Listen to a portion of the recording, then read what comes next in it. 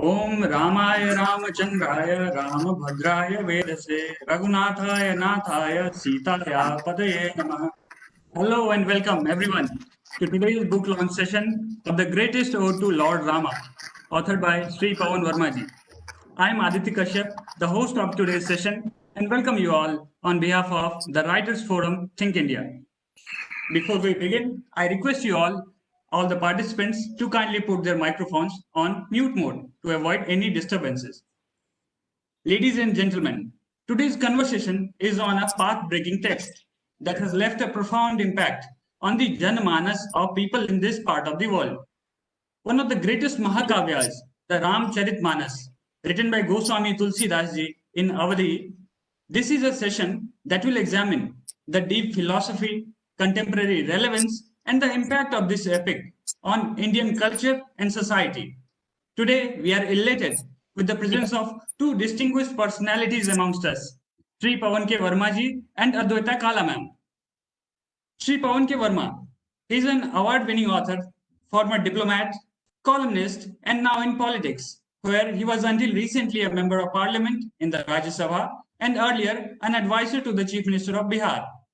An author to the dozen of best-selling books, including The Man, the Times, The Great Indian, The Book of Krishna, Being Indian, Becoming Indian, Adi Shankaracharya, Chanakya's New Manifesto, and many more.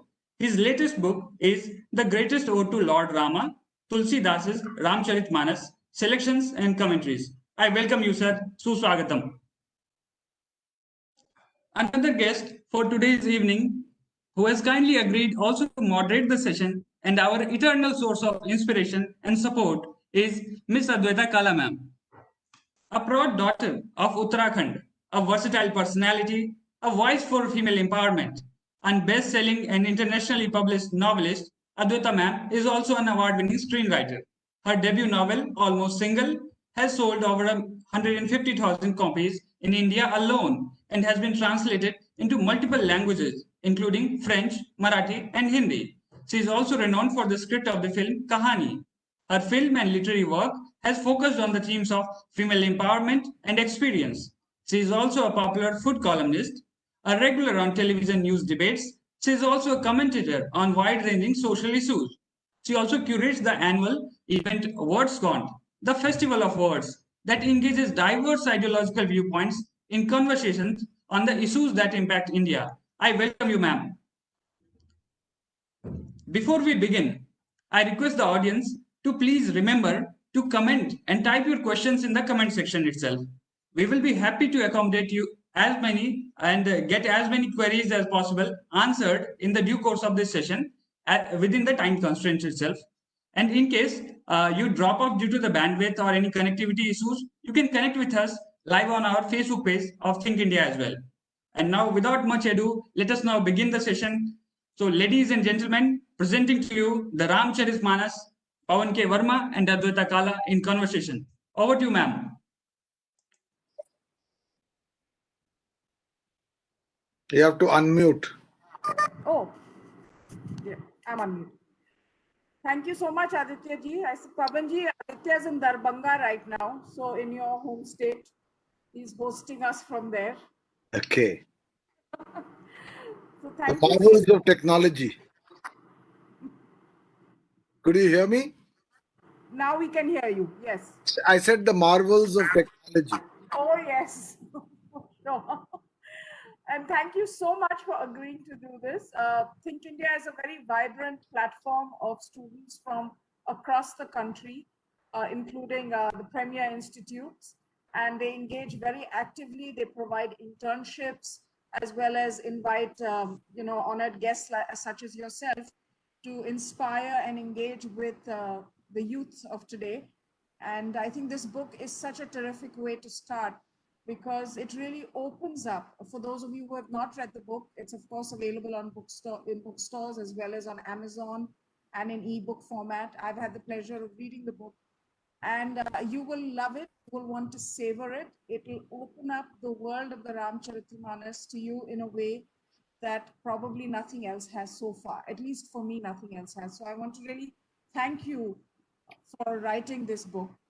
And we'll start off. We'll try and accommodate as many questions because we have a lot of student participants who've registered to be here. So we want to make sure that they get a chance to ask you a question or two.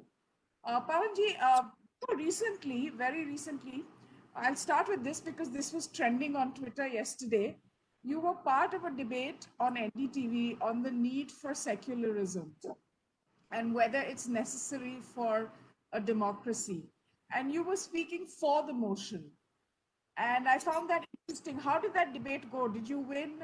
Did your side win? Did you lose? What was the... Well, Advaita, whether I win voting in that vote or not, that debate or not, as far as I'm concerned, I strongly believe that the civilizational heritage to which I am heir, in particularly during the foundational period of our civilizational journey, gives to me inherently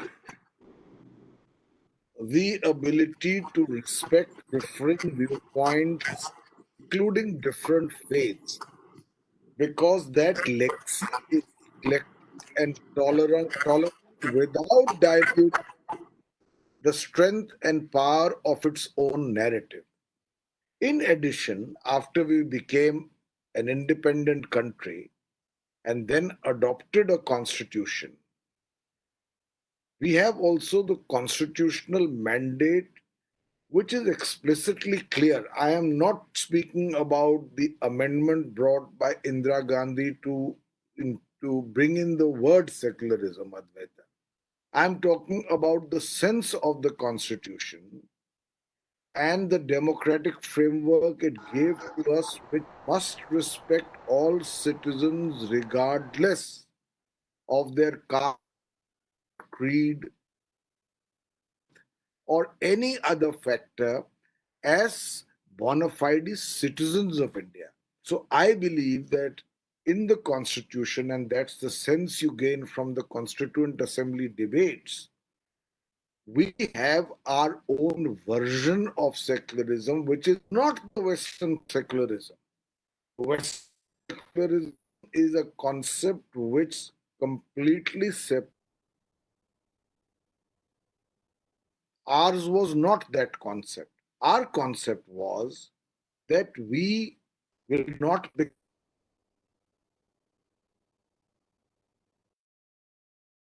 adharma. Therefore, I don't like the word dharm nirpeksh. You can only be panch nirpeksh.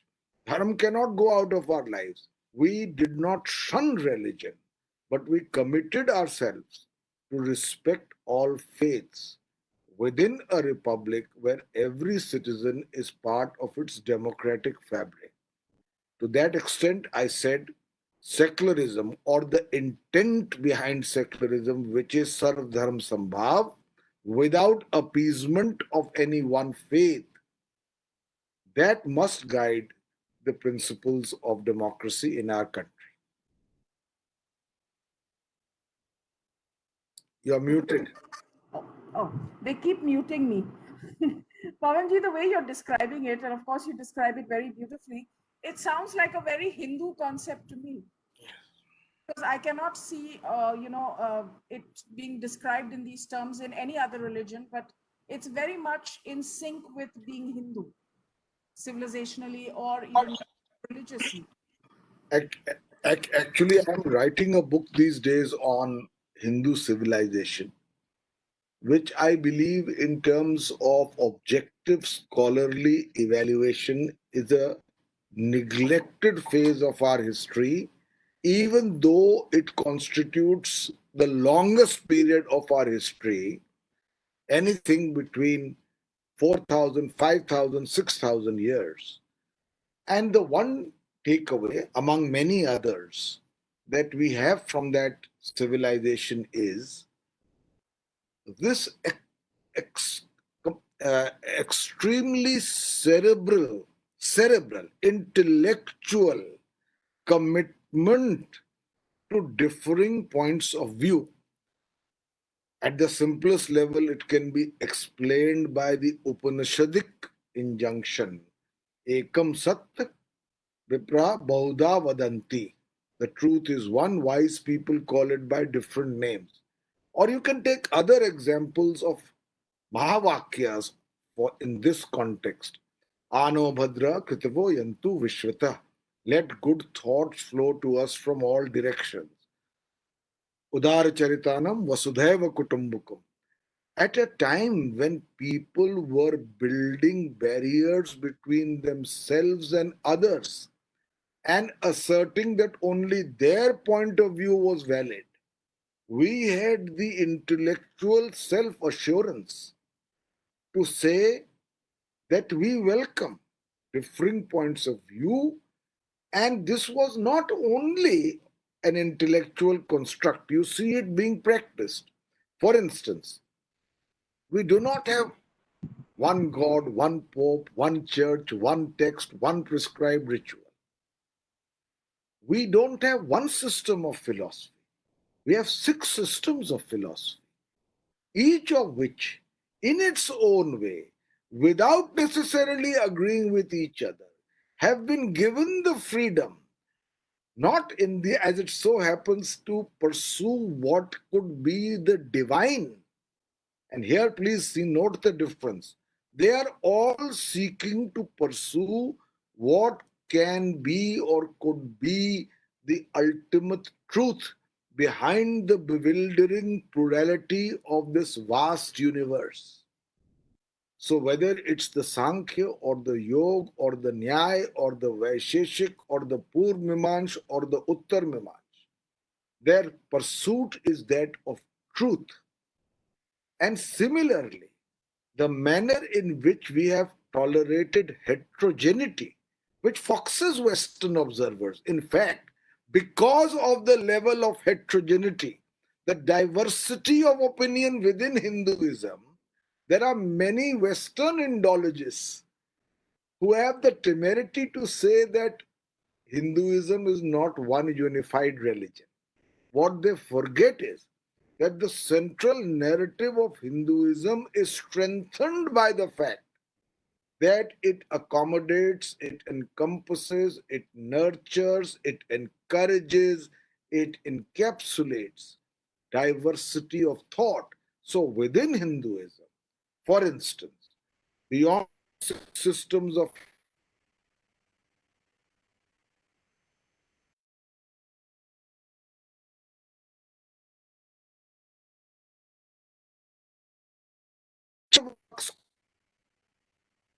a highly materialist school, which says sanction what is regarded as Shruti.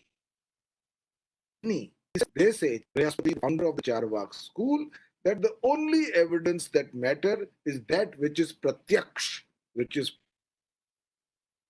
before you, and therefore these speculations of philosophy, including what we call Shruti or revealed texts, are only a means used by the relatively privileged to exploit the masses. And they actually do not believe in the Vedas, and they are part of Hinduism.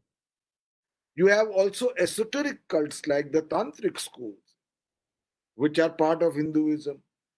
You have situations where the very first verse of the Rig Veda, probably the first rumination of philosophy in Hinduism, written sometime perhaps in the 3rd millennium before the Common Era, the Nasidya Sukta, which says, who is the creator? Or is there a creator? It asks this fundamental question without being prescriptive. So this is the ethos of Hinduism, and that is why when Buddhism and Jainism came, Hinduism by and large did not treat them agnostic, with antagonism or hostility, but gradually assimilated them within its own fold, because this diversity of thought was sanctioned within the central narrative of Hinduism. And that is why also you can have Adi Shankaracharya in the 8th century, who is supposed to have revived Hinduism, who could write na punyam, na papam, na sokhyam, na dukkham, na mantro, na tirtham, na vedo, na yagna. Nothing matters, na mantra, na tirth, na ved. Again, the same, what would be called by Western thinkers as heresy, as blasphemy. No one in Hinduism has ever been burnt on the stake for heresy. No one has been crucified for diversity of thought. And therefore, Adi Shankaracharya, who was the reviver of Hinduism, could also say that nothing matters, not all of this, including the Ved. What matters? Chidananda Rupa, bliss and awareness. And then commit the further blasphemy. Shivoham, Shivoham. I am Shiva, I am Shiva. Remember that around the same time in Persia, 9th century, Shankaracharya's 8th century, you had the Sufi or Muslims mystic who said, Al-Hallaj, who said, Anul Haq, I am the truth. Like Shankaracharya says, Shivoham, Shivoham, I am Shiva, I am Shiva. Because what's the difference between the Atman and the Brahm? We are one and the same. Aham Brahmasmi, Tat Tvamasi. I am Atma Brahm. And he could say it. But when Al-Hallaj says it, Anul Haq, I am truth, he is decapitated. He is killed. It does not happen in Hinduism.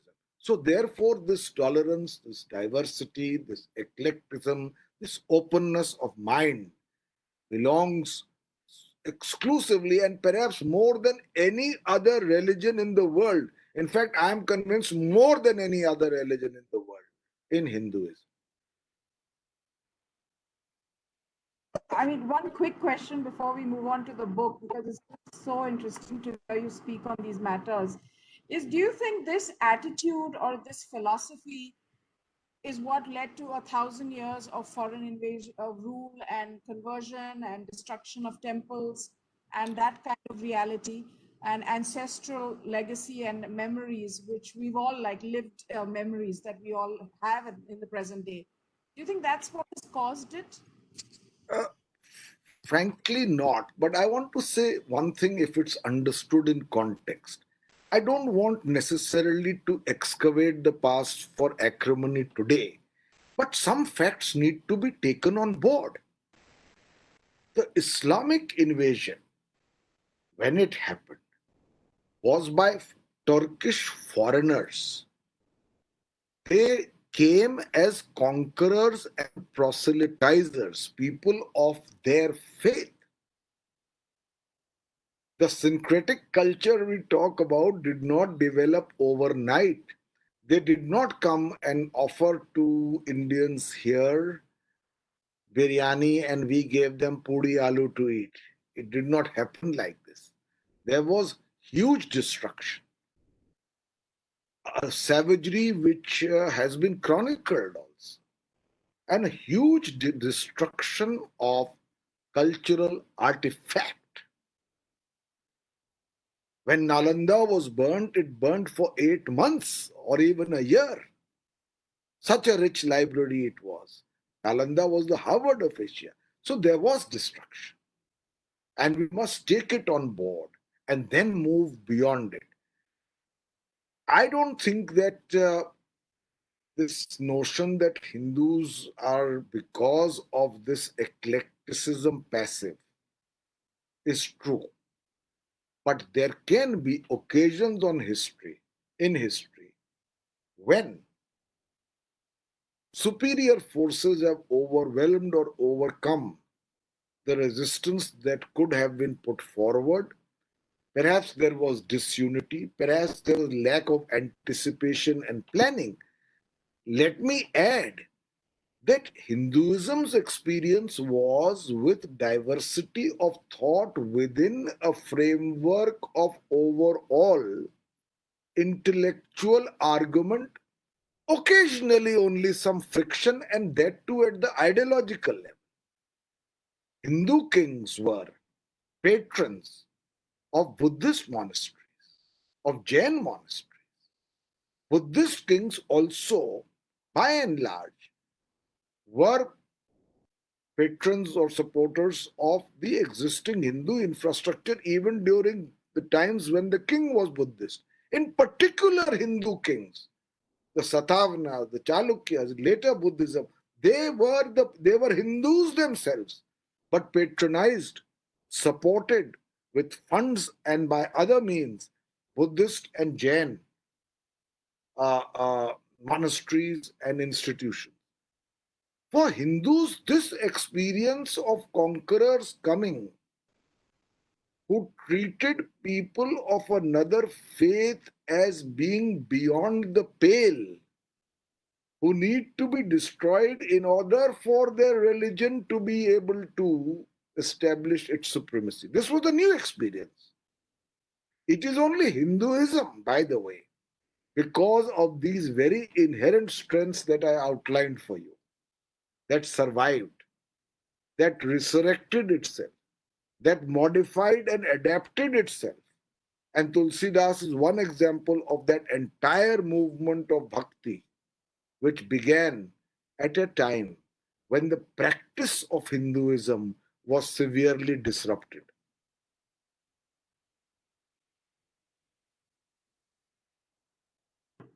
Questions have already started.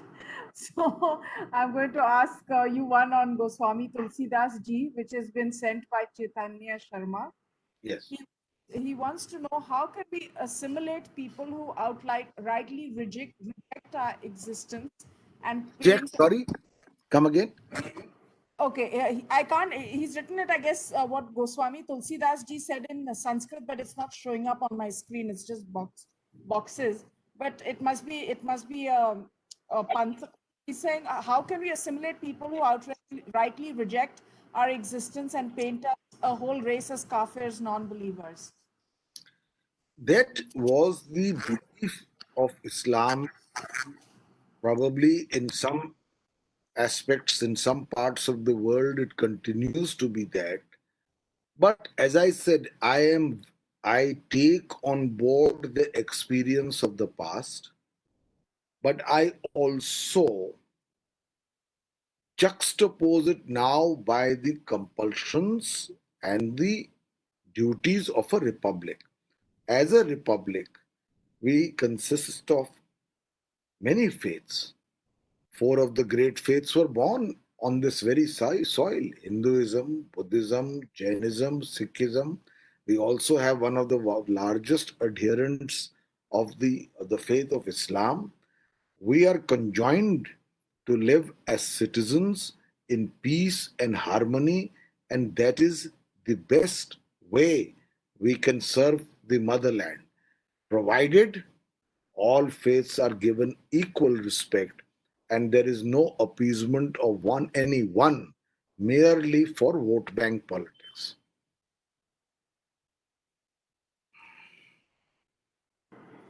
Thank you so much, Pavanji. And now moving on to your book.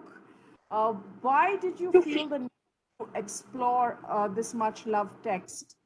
And could you tell us a little bit? And I would also, since we have a lot of young students here, would love to know about your own reading life, how you got engaged and developed this vast knowledge base. It's obvious it's years of reading. How did you develop this vast base?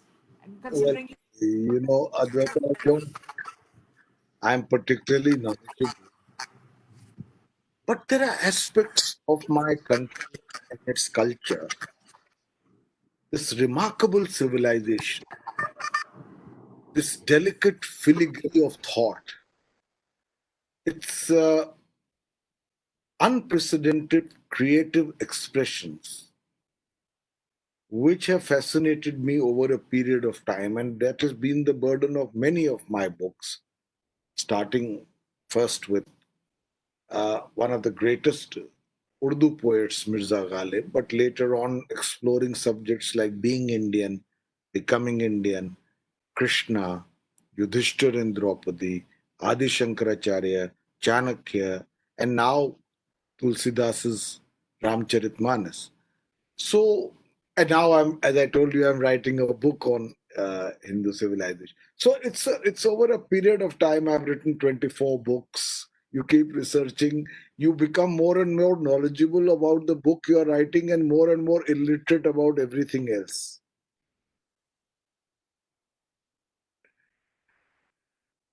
That's a place to be, seeing what's going on TV nowadays. It's good to be immersed in it. What is your writing routine? That's for me. I'm asking for me. Maybe I should ask later, but You know, I have never been. Sorry, I was saying something. no, I'm not. Go ahead, please. No, you see, I have never been a full-time writer. Earlier, I was a diplomat with a full-time job, often in very demanding assignments. I've served in the Prime Minister's office as press secretary to two presidents of India, as the official spokesman, as ambassador abroad. So I was never a full-time writer. But I believe time management is a great asset when you are doing more than one thing. And after I resigned from the Foreign Service to join politics, politics is a very zealous mistress. It takes away a lot of your time. So, time management is the key. And frankly, I think that because of the shortage of time, what I am able to write in 2.5 hours, if I had the full day, I would take the full day to do it. I don't have that luxury. So, like for instance, these days, if I can, I put in about 3 hours before lunch on my writing, after which I leave the rest of the day for other things, including this very pleasant occasion to talk to you. I We spoke earlier as well, and I mentioned this to you that Tulsidas wrote the Ramcharitramanas in a way to make it more accessible as well. And I feel that you're doing that for this generation, and you kind of brush that aside as excessive.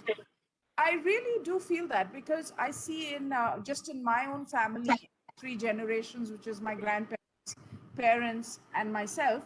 My grandparents would read the Ramayana every single day, Ramcharitramanas every single day.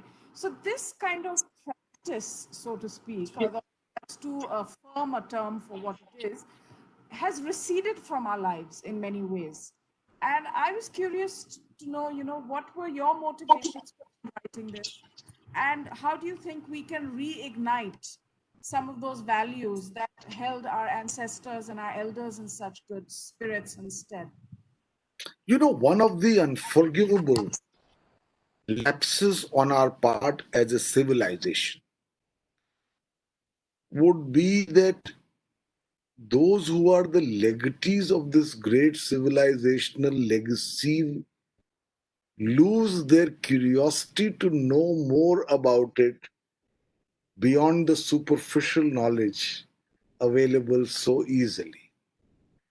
And that is something that worries me. If when I wrote Adi Shankaracharya, the book on Adi Shankaracharya, Hinduism's greatest thinker, it was also a process of self learning for me. But it is such a remarkably edifice of thought, the sheer grandeur of thought, the audacity of thought which he represents.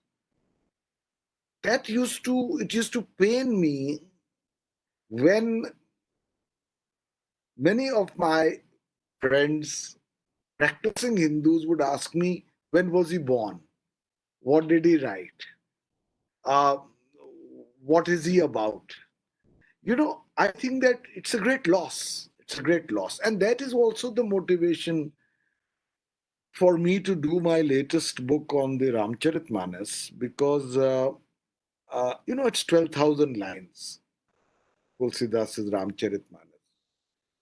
And while my mother, for instance, like your family, knew it by heart, more or less, कंठस्थ था उनको. She spoke the Queen's English also, but she knew the Ramayana, Ramcharitmanas by heart.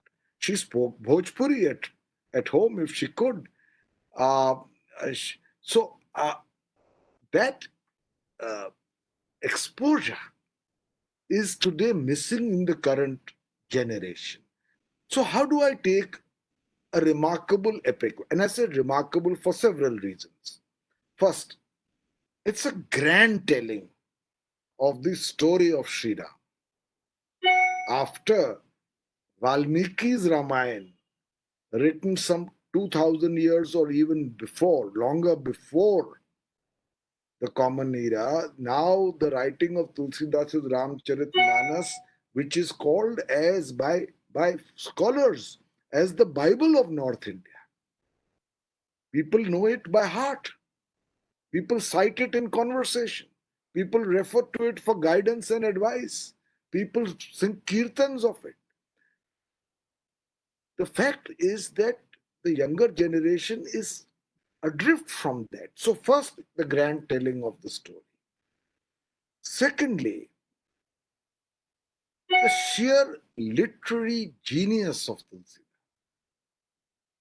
As I was telling you the other day, I mean, who can draft a line like this? Navakanja lochana kanja mukkar kanja pad kanjarunam Shri Ramachandra Kripalu Bhajaman. I mean, I can cite examples after example, but the sheer lyricism, it certainly ranks among the greatest literary works. Thirdly, contrary to what people think, the Ramcharitmanas is an exceptional text on philosophy, on the entire foundational dialectic of Hinduism between Nirguna, attributeless ultimate Brahm, and the Saguna deity, which is Ishwar. What is the correlation between them?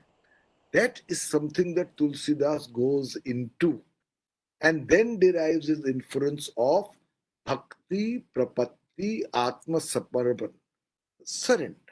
That being the most efficacious mark. Here too, Hinduism has three of them: Gyan Marg, Karma Marg, Bhakti Marg. Tulsidas is a proponent of the Bhakti Marg. And lastly, because the Manas has great nuggets of wisdom, of earthy common sense, which are remarkable for their insight. He will say, for instance, Nahi kau as janma jagmahi, prabhuta pai mad nahi. No one yet has been born on earth who, when he achieves power, does not become arrogant. So I'm just giving you one example. So, for many reasons, I felt it important that this great work of religion, philosophy, and literature should have a wider audience, and with that in mind, I sought to make it more accessible and to make selections from the lengthy epic, which preserve the central narrative of the epic, but are abbreviated in some sense with meanings both in Hindi and English and a commentary on the stanzas.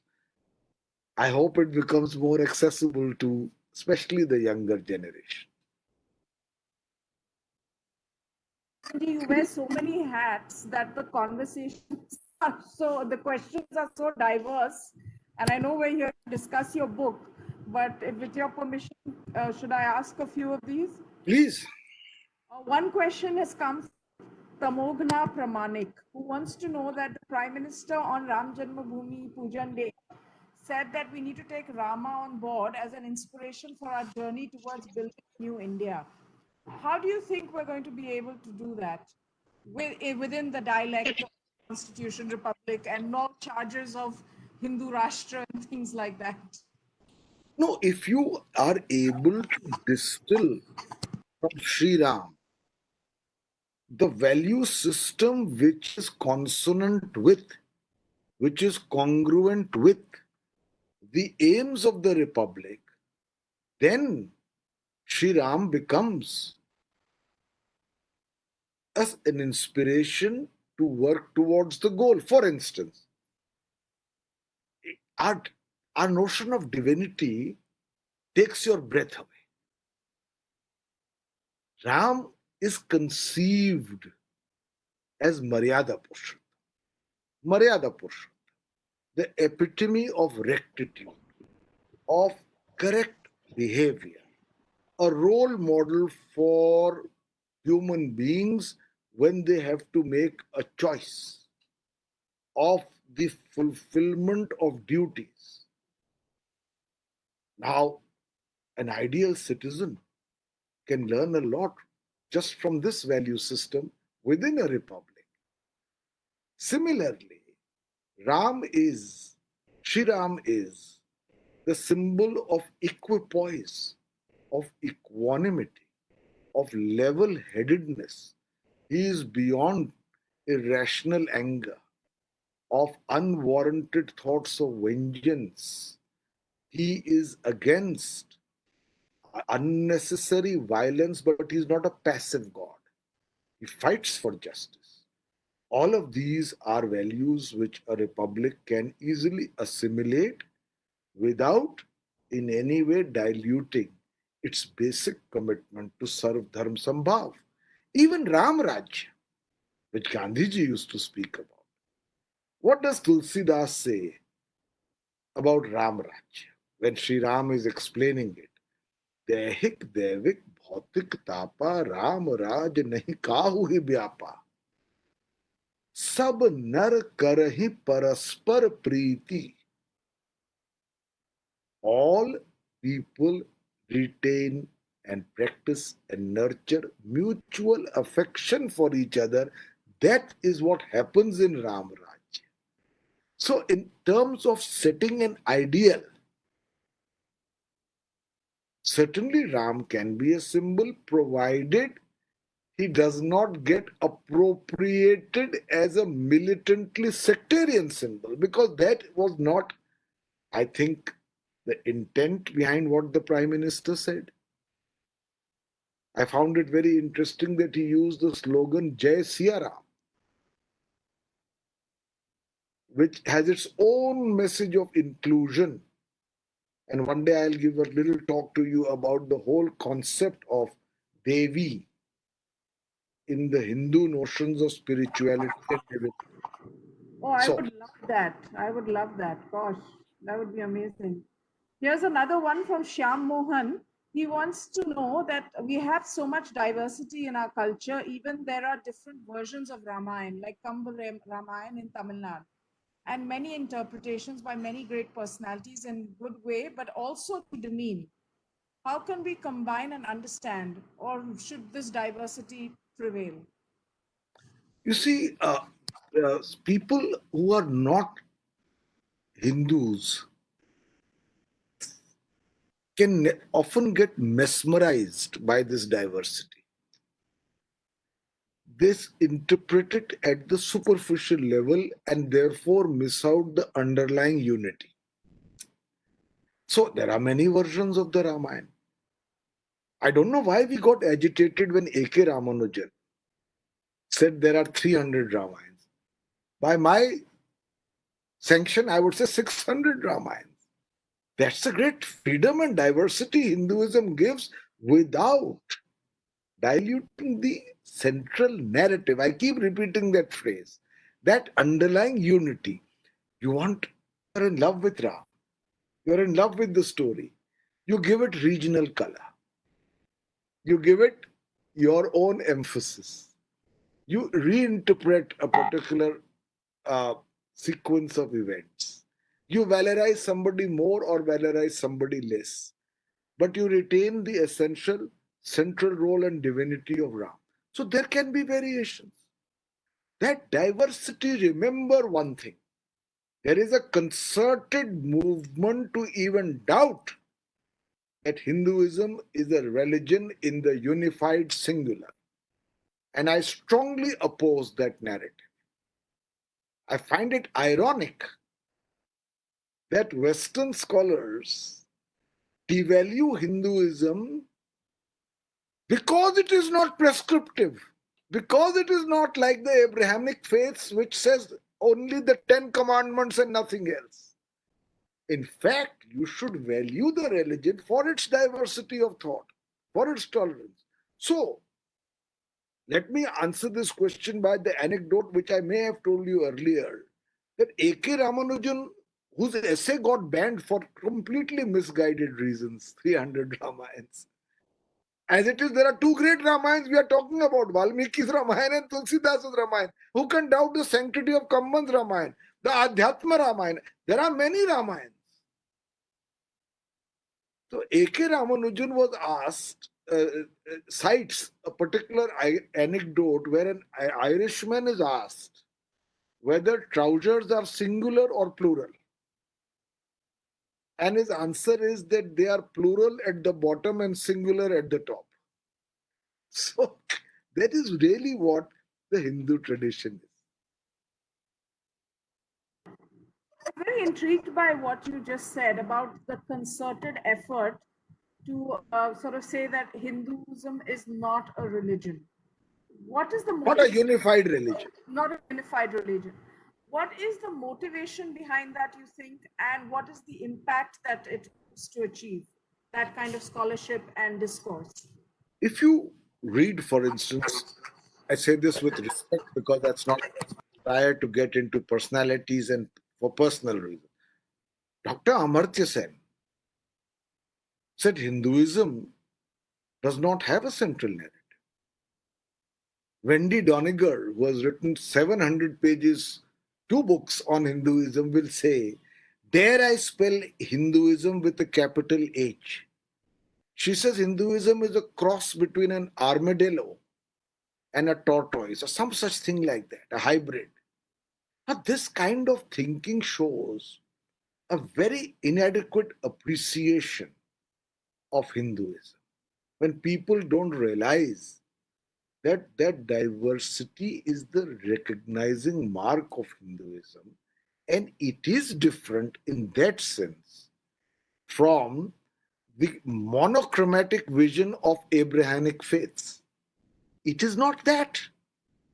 But because it is not that, it is not a religion, it's a quantum jump of misguided logic. So we have to be very careful.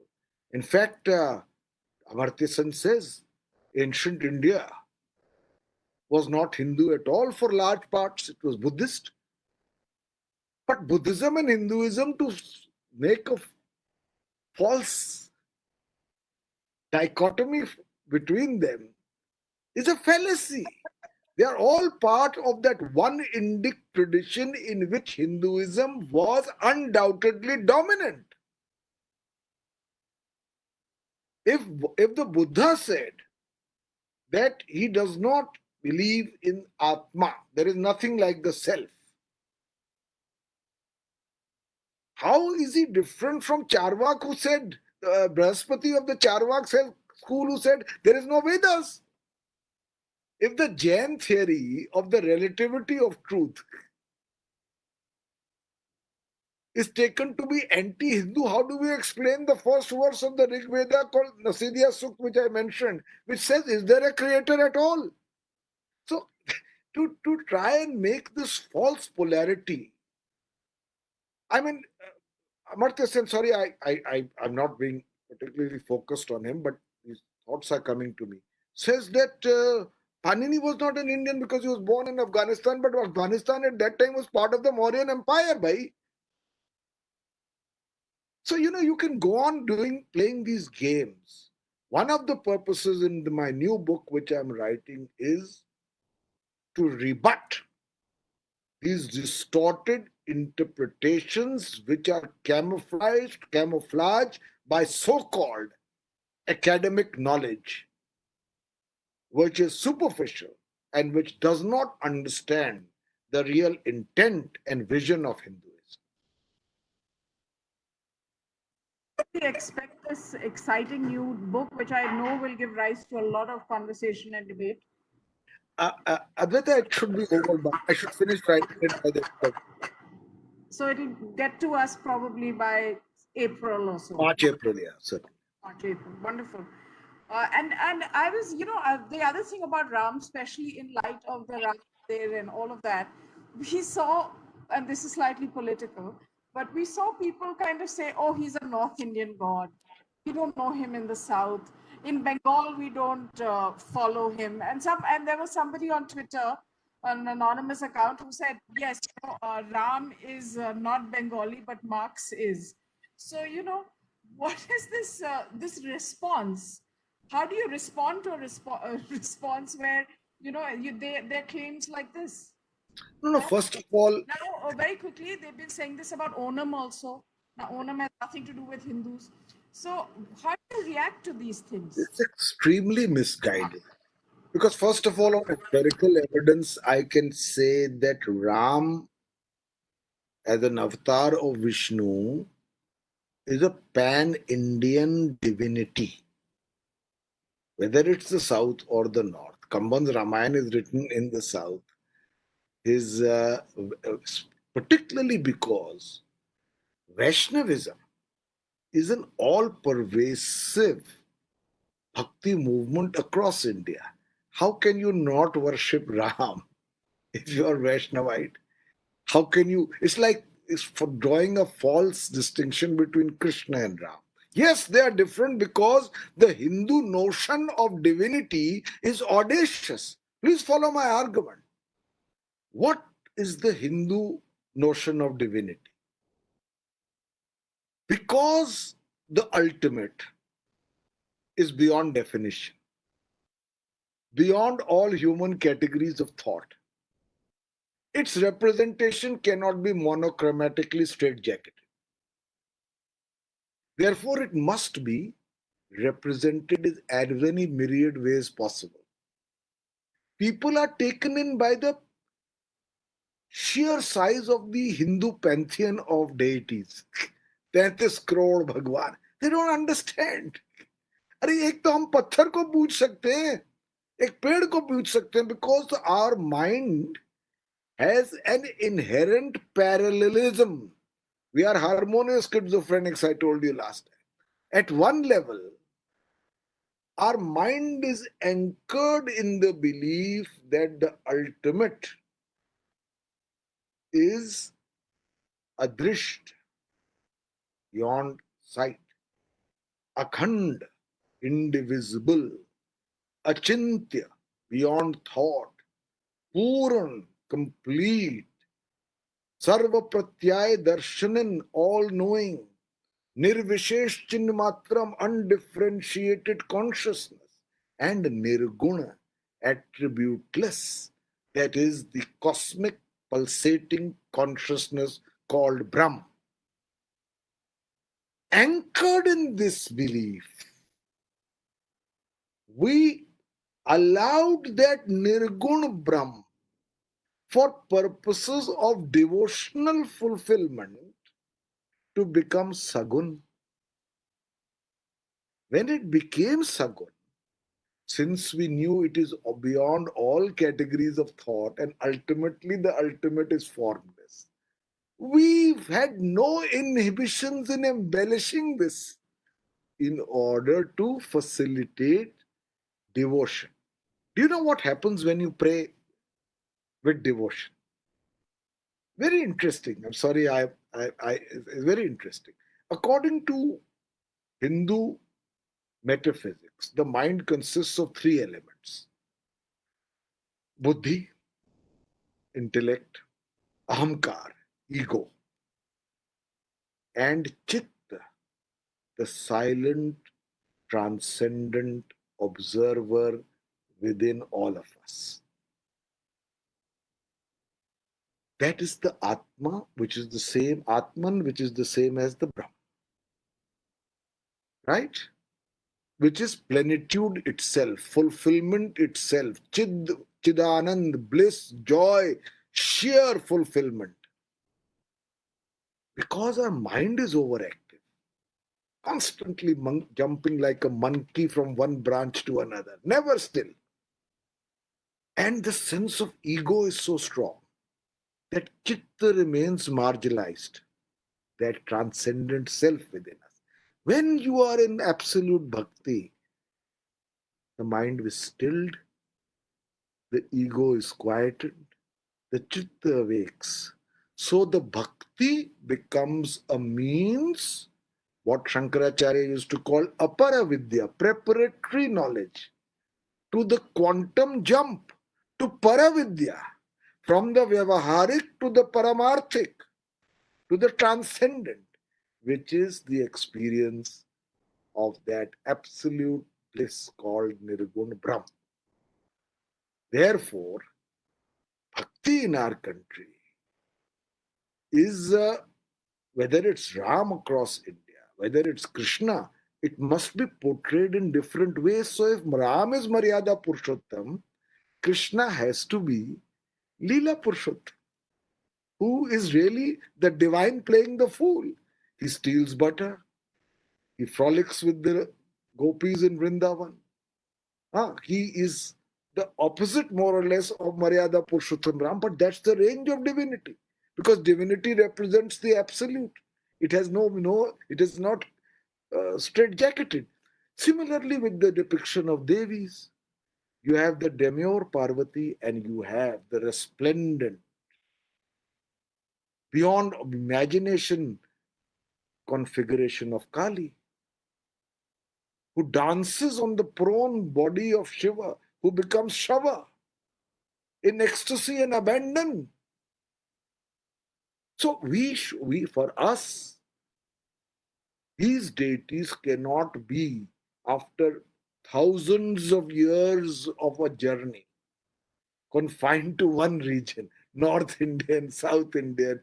They are all over. For any Hindu, they are important as deities.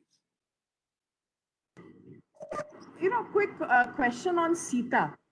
How do you feel she was treated?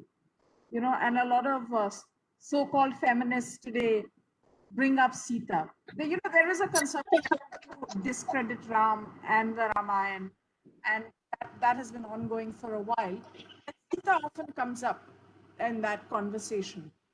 You see, while I take on board some of the reservations on that count, my basic view is that one should always examine these issues in a broader perspective. The Uttarakhand, in which Sita is banished and so on and so forth by Ram, is in Valmiki's Ramayana. It is not in Tulsidasa's Ramcharitmanas.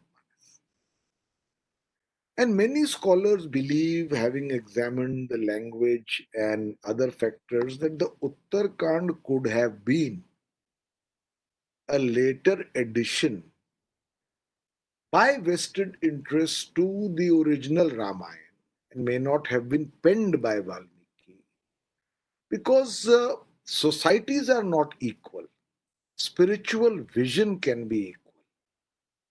So societies and their biases and their vested interest and their hierarchies often get reflected by vested interest in text to legitimize them.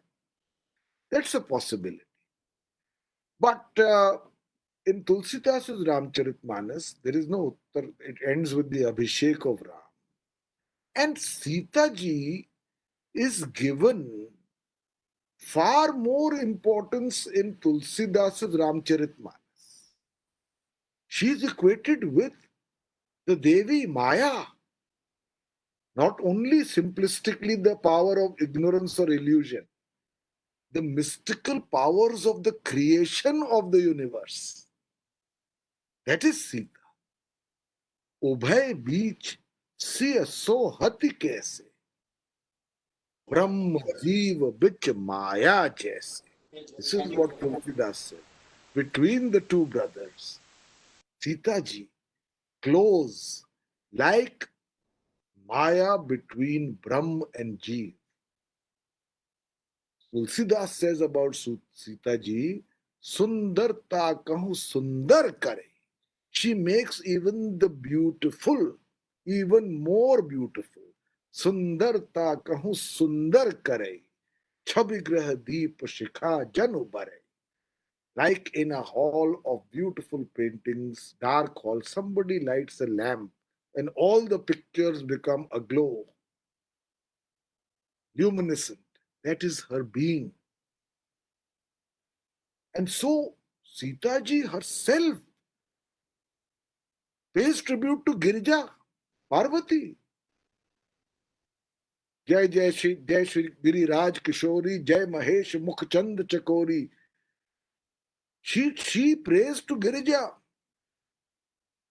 and equates her with the creatrix of the universe. And that is how Tulsidas recognizes that power or Shakti. So there are, he calls her Jagat Janani. And about the notion of Devi which Sita personifies, Tulsidas says, Nahi tav adi madhya avasan. You have neither beginning nor middle nor end. That means you are anadi, eternal. Nahi tav adi madhya avasana, amit prabhav ved nahi jana. Your eternal influence, even the Vedas could not fully fathom. This is the line he uses to describe Devi, of which Sita he regards as a personification. So we have to see many factors. Ram's behavior with Shabri, Ahalya, his respect for Sita ji, and Sita ji's own valorization by Tulsidas, in order to understand that in spite of the constraints that normally we have to understand become parts of literary texts which reflect the ethos or the biases of their time, still Sita ji's role in the later Ramayana, I mean in the Adhyatma Ramayana, she's never kidnapped by Ravan. It's her Kaya, which Ramji tells her, let that Kaya go. You remain secure here. So there are many versions of it, and we should see it in perspective. Ji, we are already at 7:02, so I know you're always very busy, but how much more time can you give us, or can you give us Take till 7:45. 7:45? Okay, so I'll try and ask as many questions as I can. One is, of course, Vedansh has asked that Ram is today projected by liberals as a symbol of saffron terror. How can we follow Ram in our life being a proud Hindu? Well, I have partly answered that question, that if you see Sri Ram for the values that he stands for, both in terms of Hindu spiritual and religious construct of that divinity, which is Maryada Purushottam, then you cannot weaponize Sri Ram, because Sri Ram says, and I quote this line often, he's the person who tells Bharat, पर हित सरिस धर्म नहीं भाई, पर पीड़ा सम नहीं अथमाई. Parahit, the welfare of others, is the biggest virtue of them all, and injury to another is the greatest evil. So Sri Ram cannot become a vehicle for, as I said earlier, irrational anger, notions of misguided vengeance, the attack on the innocent. That does not make him a passive god. He will fight for what is right within the realms of the law and do it with a dutiful consistency and resoluteness. That is separate. So I think we should accept the Ram that was the concept by which he is regarded in our texts and by our spirituality. King, Sir, if the Uniform Civil Code is brought in the Parliament in the upcoming future sessions, what laws in it, according to you, are going to be the important game changers to balance the ecosystem that has been divided for years? You see, the thing about the Uniform Civil Code, which is part of the directive principles of our Constitution, that's something we should strive for, uh, and which we deliberately ignored when we amended Hindu personal law but did not touch, for instance, the Muslim personal law, in which we have made some amends now with the reform of triple talaq. The problem with the Uniform Civil Code is that first the Law Commission must sit down and put some work as to what from which religion will be jettisoned in order to have one uniform civil code.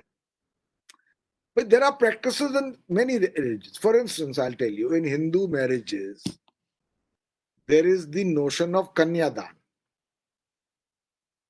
Now, by many modern constructs, is she a commodity to be given away? Does it need change? What needs to change in which religion, in what manner, and to what extent? That has to be understood.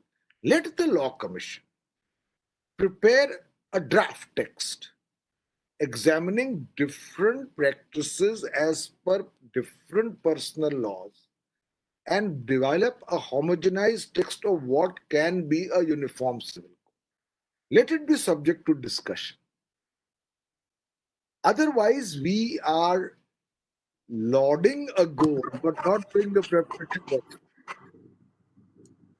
Siddharth has asked how to look at the Shambhuk Vad episode. It is in the Uttarkand. Shouldn't we simply reject the text of Uttarkand as later interpolation? Certainly, I think so, and many scholars do so. So the short answer to it is that it is a highly debatable issue.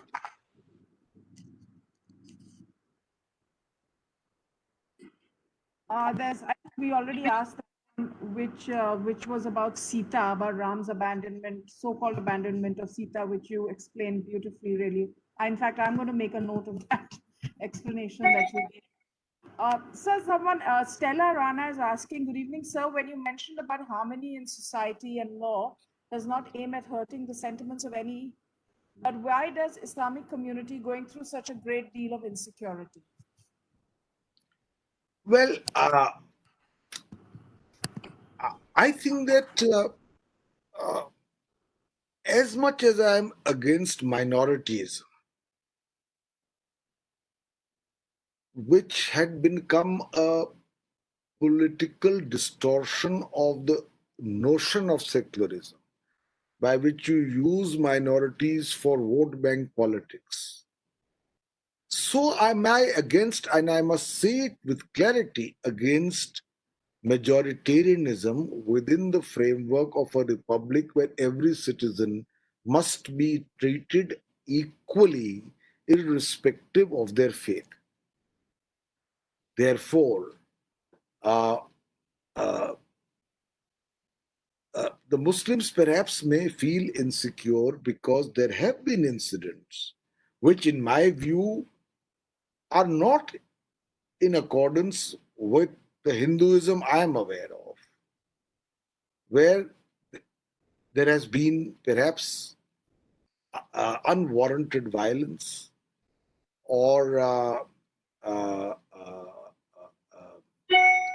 the show of force, and it could create a siege mentality within those who are in the overall context outnumbered in India because they are a minority.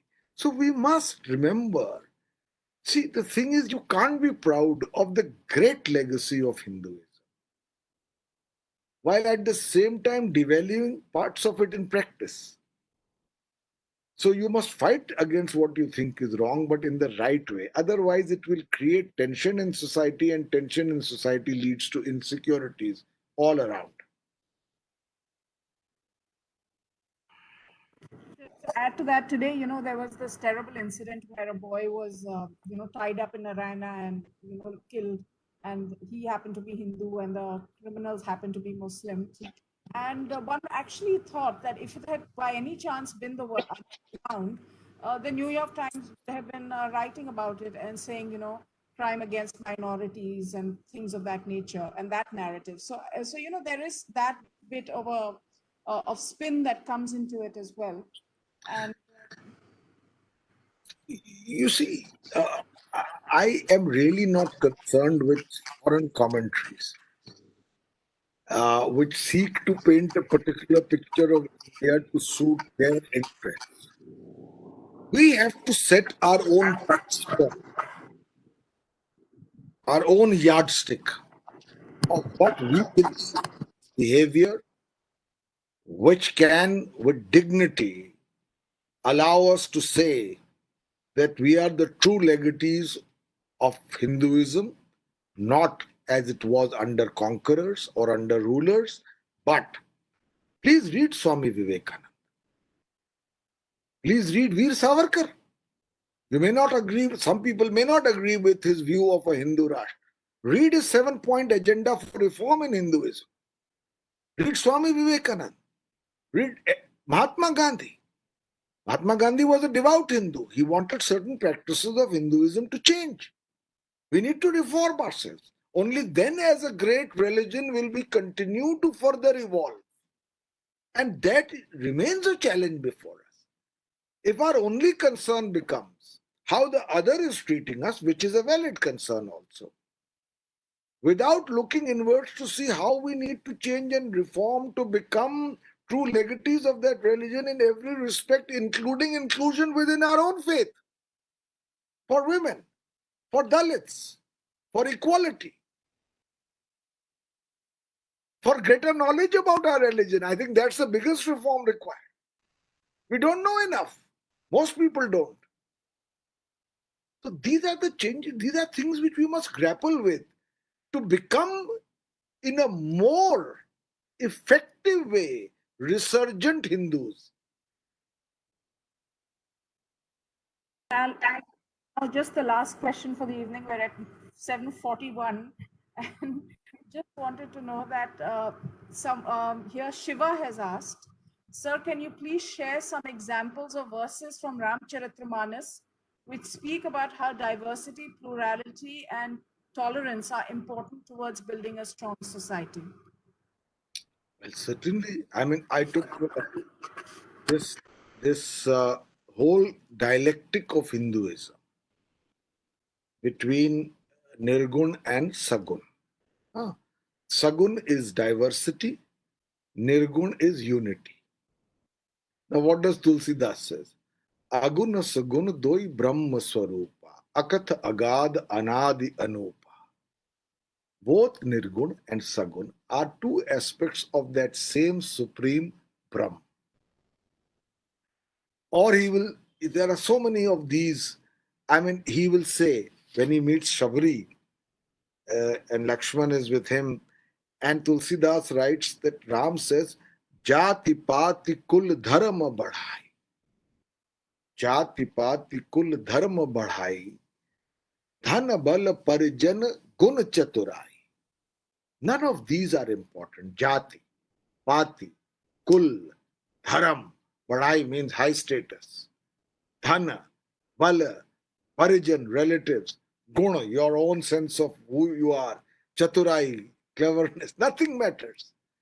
Then he comes to the bhakti part of it, that bhagati heen nar so hite kaise. A person without bhakti, how does he look? Bin jal barid dekhiye jaise, like a cloud which does not have within it the capacity to rain.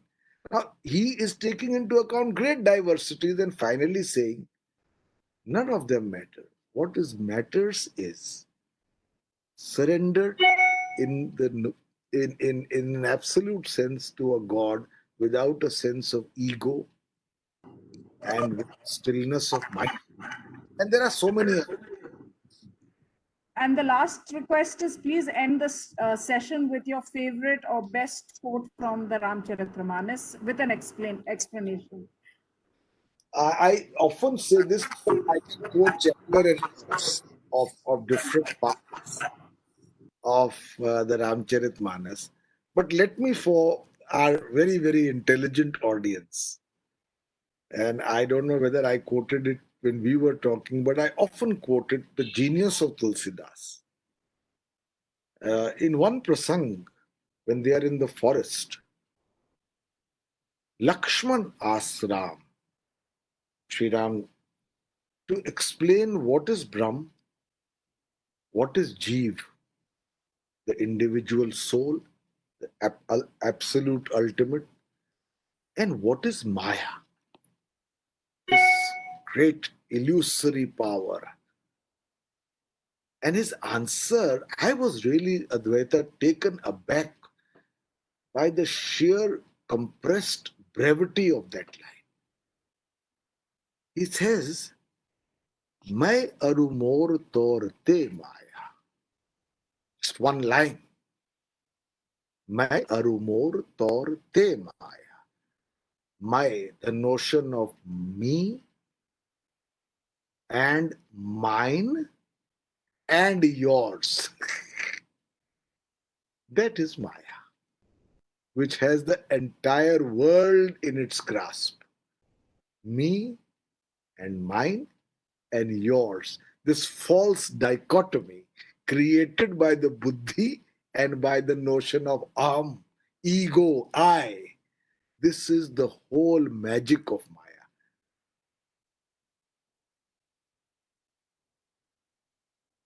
Oh, I said that's beautiful, and I'm just going to ask you one last question because this is exactly what I would want to ask you as well. Tamogna has written. So, what's your take on the translation of Sanskrit by foreigners? Still, there are many in the academia, both in India and the world, who all prefer works by foreign Sanskritists of the likes of Sheldon Pollock and Wendy Doniger over the works of any Indian scholar, or for that matter, our very own Gita Press. It grossly affects the study of Indology, and especially in the West. What can be done to correct this grave injustice caused by wrong interpretation of Sanskrit text, which ultimately leads to Hindu phobia resulting from misinterpretation in the West? What you have to do is what I am doing. I'm writing a major book to rebut it. Wendy Doniger can write a 700 pages book and is a little surprised that Hindus were upset, and the reason she gives it is most interesting. She said, I never thought Hindus would also read this book. Are we illiterate? Are we not interested in what others may say about our religion? Do we also not have our own insights about our religion? Will we not test what she says against what we believe is right about our religion? But she writes that I was foxed, dumbsided by the fact that Hindus read it. And she is the ultimate mistress of the quixotic text in Hinduism. In other words, as a person knowing Sanskrit, she will trawl through the vast corpus of Sanskrit literature and pick up the titillating and quixotic episode to generalize about Hinduism itself in highly superficial ways. One of the things, for instance, there are many things on which I rebut her. One of the things she says is that the tension between Sagun and Nirgun was never resolved in Hindu. Now, I think I do it effectively, but you have to rebut it. Sheldon Pollock says that one of the traditions of Hinduism, I think because he thinks Sanskrit is an elitist language, which it is not, that one of the traditions is that knowledge in India became frozen in texts which were seen as written in stone, and this prevented discussion within knowledge systems. Can there be anything further from the truth? If there is anything that marks Hinduism, is the constant discussion between people on what is knowledge. So there is an attempt by Western Indologists to hijack Hinduism and compress it into categories of their understanding of the faith, which needs to be rebutted. There is no point feeling helpless about it. We have to get down to writing and rebutting them on their own ground. Not only to rebut them, because that's a bit of a waste of time, also to assert what is the correct interpretation of Hinduism. Now, I don't want to take any more of your time because I know you keep very busy, but thank you so very much for joining us.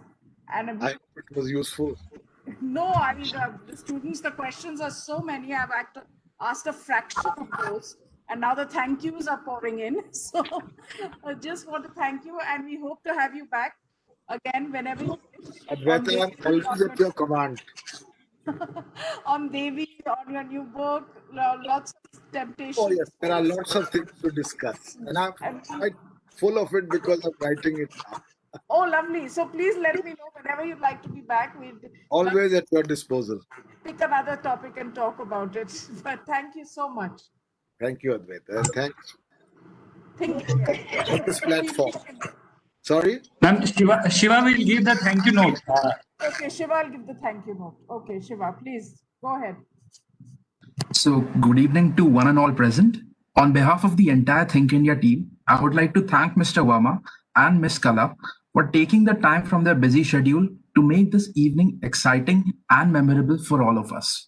Their enlightening conversation inspired each one of us to present inspired each one of us present here in one way or another.